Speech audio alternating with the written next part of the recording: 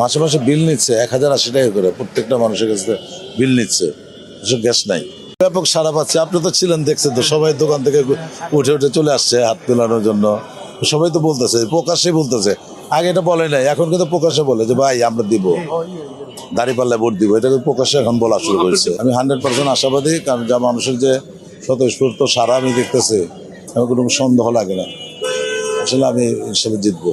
এরকম অনেক সমস্যা, এই 50-60 বছর যাবত যে সমস্যা জর্জরিত হয়েছে, একটা সমস্যা তো দূর হয় নাই।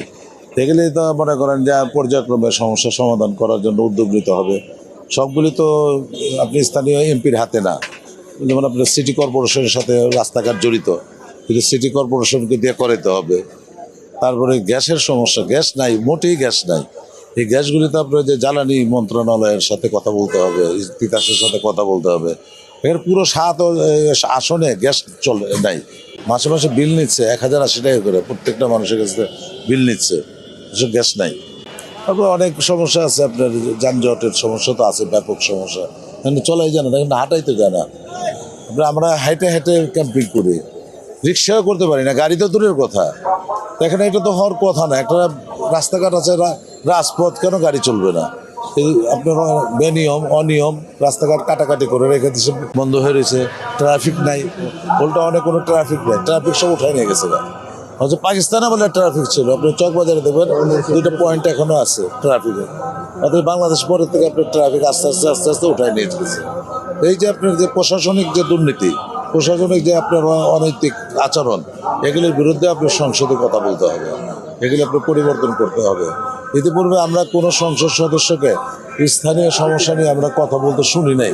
কিন্তু ব্যবসায়ীদের নানাবিধ সমস্যা আছে, ব্যবসায়ীদের ট্যাক্সের বৈষম্যমূলক আইন করে রাখা হয়েছে, হঠাৎ হঠাৎ এসআরও দিয়ে পরিবর্তন করে, কিন্তু এগুলি কোনো এমনি চেঁচামেচি করে বা আন্দোলন করে কিছু হয় না সুরাহা।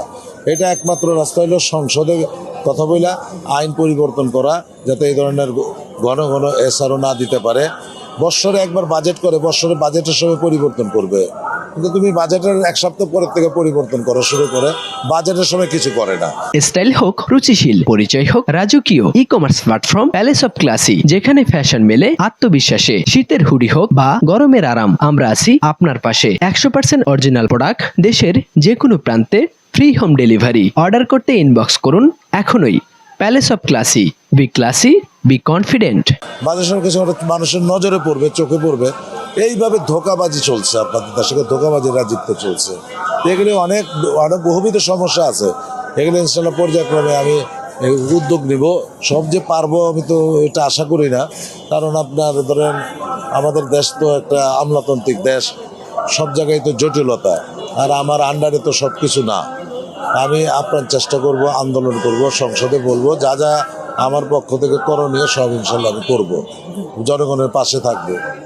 আমার কোনো চাওয়া পাওয়া নাই তো, আমি পারবো, আমার কোনো চাওয়া পাওয়া নাই তো। আমি যে 50-60 বছর ধরে মৌলবাজারের ব্যবসা করি, কেউ বলতে পারবে না আমার কোনো চাওয়া পাওয়া আছে।